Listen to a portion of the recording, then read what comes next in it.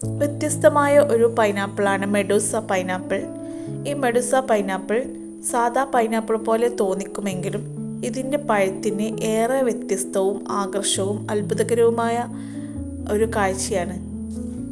ഇത് ഫ്രൂട്ടായി നിൽക്കുന്നത് കാണാൻ തന്നെ ഒരു പ്രത്യേക ഭംഗിയാണ്.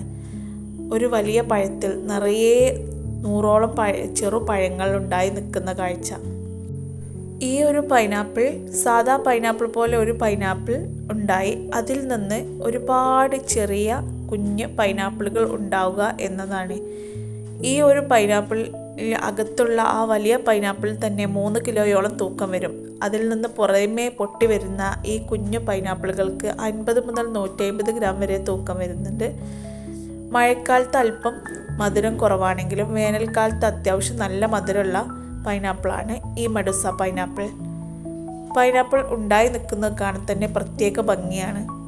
ഒരു വലിയ പൈനാപ്പിളിൽ നിറയെ കുഞ്ഞു പൈനാപ്പിളുകൾ കവർ ചെയ്ത് പൊതിഞ്ഞ് കുഞ്ഞു കുഞ്ഞു പൈനാപ്പിളുകൾ ഉണ്ടായി നിൽക്കുന്നത് കാണാൻ. ആ വലിയ പൈനാപ്പിളിനെ കാണാത്ത വിധം കുഞ്ഞു പൈനാപ്പിളുകൾ അതിൻ്റെ പുറമെ പൊതിഞ്ഞ് ഉണ്ടായി നിൽക്കുന്ന കാഴ്ച വളരെ രസകരവും ആനന്ദകരവുമാണ്. പലരും ഇത് വീട്ടിൽ ഒരു ഓർണമെൻ്റൽ പ്ലാന്റായും കൂടി വളർത്തുന്നുണ്ട്. ഒറ്റ പൈനാപ്പിൾ നട്ടാൽ 100ൽ കൂടുതൽ പൈനാപ്പിളുകൾ കിട്ടുക എന്നത് തന്നെ വളരെ ആനന്ദകരമാണ്.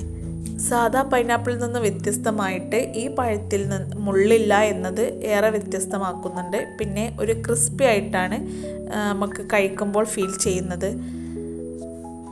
അത്യാവശ്യം മധുരവും ചെറിയ പുളിയോട് കൂടിയാണ് ഇതിൻ്റെ ഒരു ടേസ്റ്റ് വരുന്നത്.